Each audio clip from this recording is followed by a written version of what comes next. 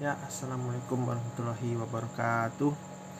Nama saya Angga Sekti Pratama, mahasiswa dari Statistik, Linguistik, dan Literary Studies. Pada kesempatan kali ini saya akan menjelaskan konsep dasar statistika menurut pemahaman saya, yang mana statistika itu merupakan ilmu pengetahuan yang berhubungan dengan cara-cara mengumpulkan, menabulasi, menggolong-golongkan, menganalisis, dan mencari keterangan yang berarti dari data yang berupa bilangan-bilangan atau angka, sehingga dapat ditarik suatu kesimpulan atau keputusan tertentu. Dan poin kedua yang akan saya jelaskan adalah hubungan antara statistik dan penelitian kuantitatif. Statistik memegang peranan yang penting dalam penelitian, terutama metode penelitian kuantitatif.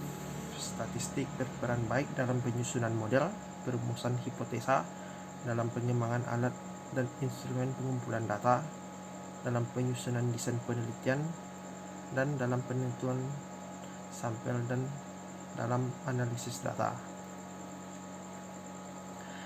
Dalam statistik dikenal setidaknya terdapat 4 jenis data hasil pengukuran, yaitu data nominal, data ordinal, data interval, dan rasio.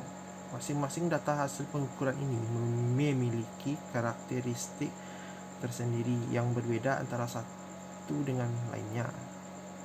Yang pertama yang akan saya jelaskan adalah data nominal.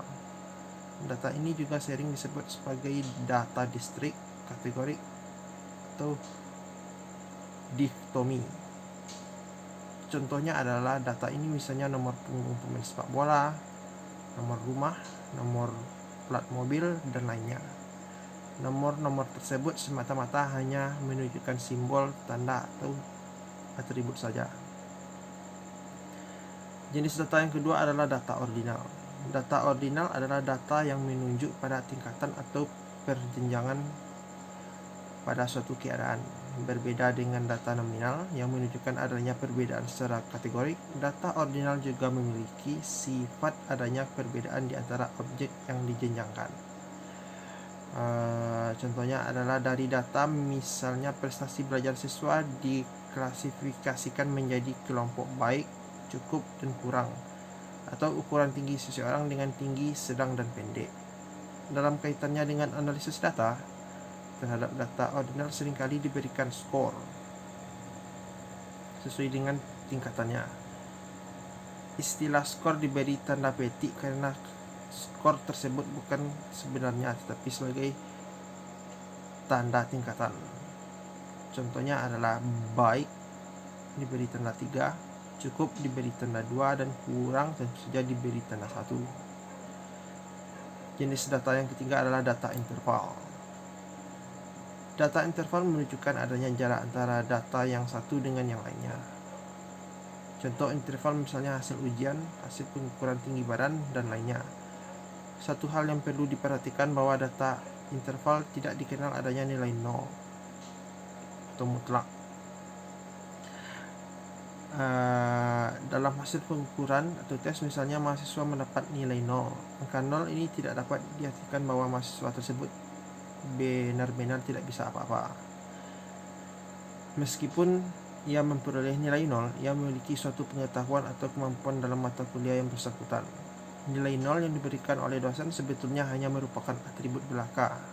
Hanya saja pada saat ujian, pertanyaan yang diujikan tidak pas seperti yang dipersiapkannya, atau jawaban yang diberikan tidak sesuai dengan yang dikehendaki soal. Dan jenis data yang terakhir adalah data rasio. Data rasio merupakan data yang tergolong ke dalam data kontinum juga, tetapi mempunyai ciri atau sifat tertentu. Misalnya, titik 0 pada skala cm menunjukkan tidak adanya panjang atau tinggi sesuatu. Kedua angka skala rasio memiliki kualitas bilangan real yang berlaku perhitungan matematis. Misalnya, berat badan Rudi kita umpamakan 70 kg sedangkan Saifullah 35 kg. Kiraan ini dirasiokan bahwa berat badan Rudi 2 kali lipat berat badan Saifullah. atau berat badan Saifullah separuh dari berat badan Rudi. Berbeda dengan data interval, misalnya Rudi ujian dapat nilai 70, sementara Saifullah memperoleh nilai 30.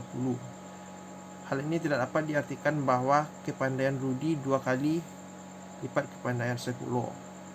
Data rasio dalam ilmu sosial atau ilmu kita jarang dipergunakan, bahkan hampir tidak pernah dipergunakan.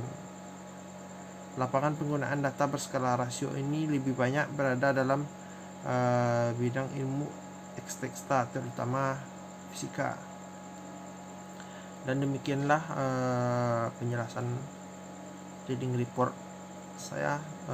Mohon maaf atas kesalahan, jika ada kesalahan mohon maafkan, dan saya akhiri dengan Assalamualaikum warahmatullahi wabarakatuh.